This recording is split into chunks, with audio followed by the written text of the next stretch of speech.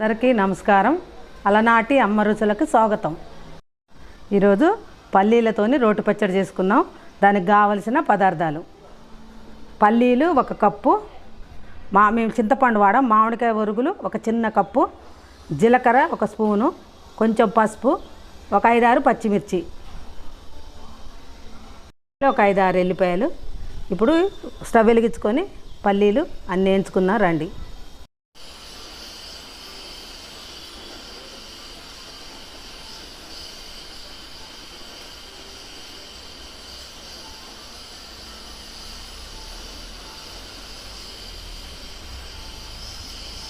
కళాయి వేడైంది. ఇగో పల్లీలు 1 కప్పు పల్లీలు పోసుకుంటాము.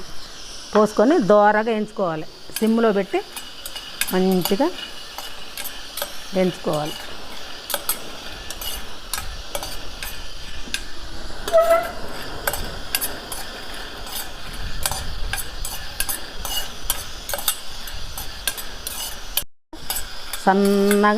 సన్నటి మంట మీద ఇట్లా దోరగా వేయించుకోవాలి పల్లీలు.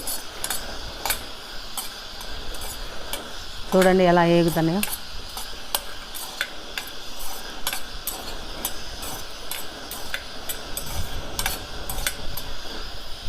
ఇట్లా దోరగా ఏగినాయి చూడండి. మంచిగా వేయించుకొని గిన్నెలకు తీసుకొని పచ్చిమిర్చి అవి వేయించుకుందాం.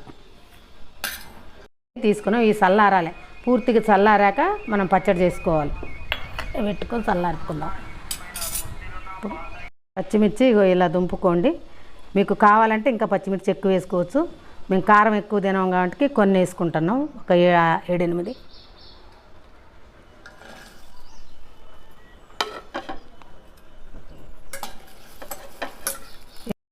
కొంచెం ఆయిల్ వేసుకుందాం, 1 స్పూను మిరపకాయలు వేయించుకోవటానికి. అంతే, ఆయిల్ ఎక్కువ పట్టదు దీనికి.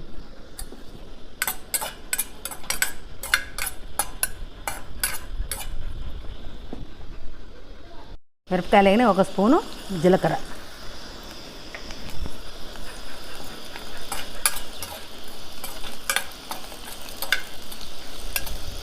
ఇవి కూడా మంచిగా జీలకర్ర పచ్చిమిర్చి మంచిగా వేయగాలి.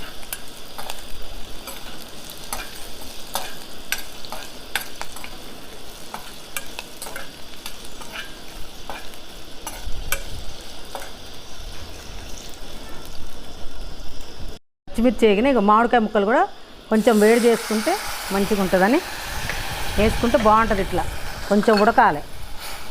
ఇందులో కొంచెం ఉడికితే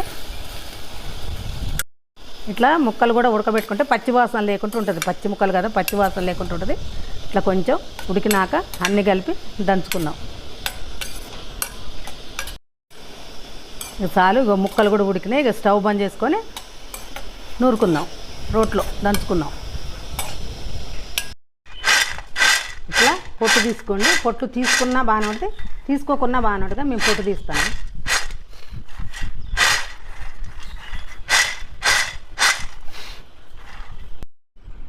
ఇప్పుడు ఇగో ఇవి రోట్లో వేసుకొని దంచుకున్నాం. జీలకర్ర, ఈ పచ్చిమిర్చి, ఈ మామిడికాయ ముక్కలు అన్ని ఇందులో వేసుకొని దంచుకుందాం.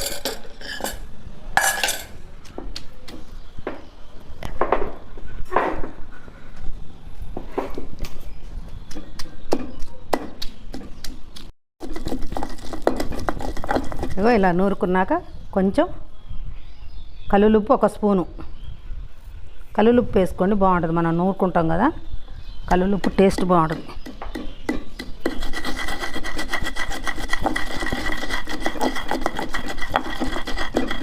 ఇది మెదిగింది. పల్లీలు పోసుకుందాం. పల్లీలు వేసుకొని ఇక కొంచెం పసుపు, ఒక 1/2 స్పూను పసుపు వేసుకొని మొత్తం నూరుకోవాలి ఇక మంచిగా.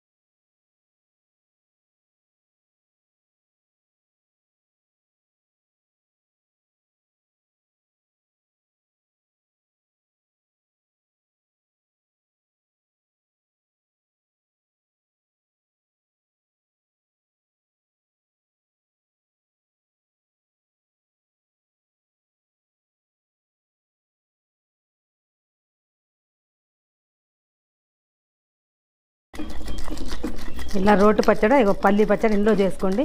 రోట్లో చేసుకుంటే చాలా టేస్ట్ ఉంటుంది. మిక్సీలో చేసుకుంటే బాగుండదు, మెత్తగా ఉంటుంది. అది అసలు తినాలనిపిది. ఇది అన్నంలోకి బాగుంటుంది. వేడివేడి అన్నంలోకి నెయ్యి వేసుకొని తింటే మస్తు ఉంటుంది ఈ పచ్చడి. మేము చిన్నప్పుడు ఎక్కువ ఇదే పచ్చళ్ళు చేసుకునేటోళ్ళం. ఇలాంటి రోటి పచ్చళ్ళు బాగా చేసేటోళ్ళు. కొంచెం వాటర్ వేసుకోవాలి.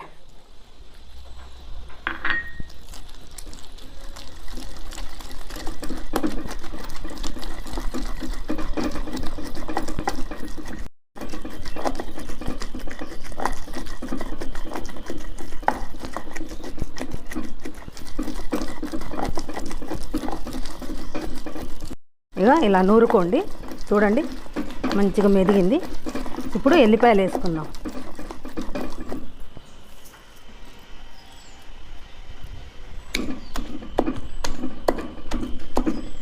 ఎల్లిపాయలు వేసుకొని ఇలా దంచుకొని మంచిగా మొత్తం కలిసేటట్టు నూరుకొని గిన్నెలోకి ఎత్తుకోవడం. ఇక తాలింపు కూడా అవసరం లేదు. మీకు ఇష్టమై ఒకవేళ తాలింపు కావాలంటే మీరు తాలింపు పెట్టుకోండి.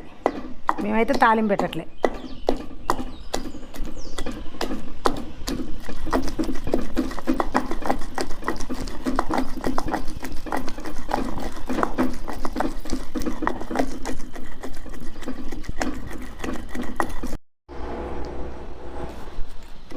రోటి పచ్చడి అయితే అయిపోయిందండి. మీకు చూడండి మంచిగా మెదిగింది.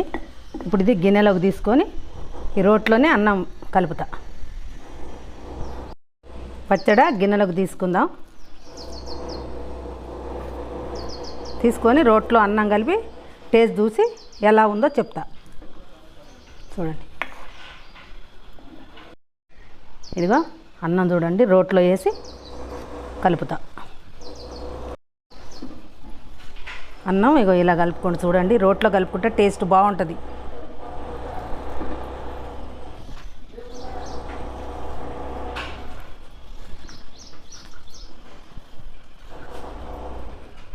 ప్లేట్లోకి తీస్తున్నా.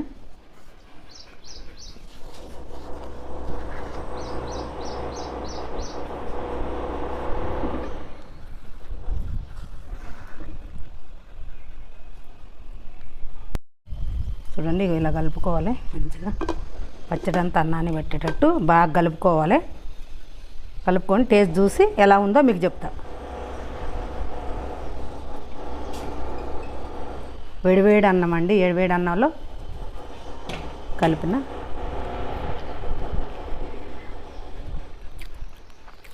బా చాలా బాగుందండి. చాలా టేస్ట్ ఉంది. తాలింపు లేకున్నా పర్వాలేదు, బాగుంది టేస్ట్. మీరు కూడా ఈ పచ్చడి చేసుకోవాలనుకుంటారా? షేర్ చేయండి, లైక్ చేయండి, సబ్స్క్రైబ్ చేసుకోండి. మరొక వీడియోతో మళ్ళీ కలుద్దాం.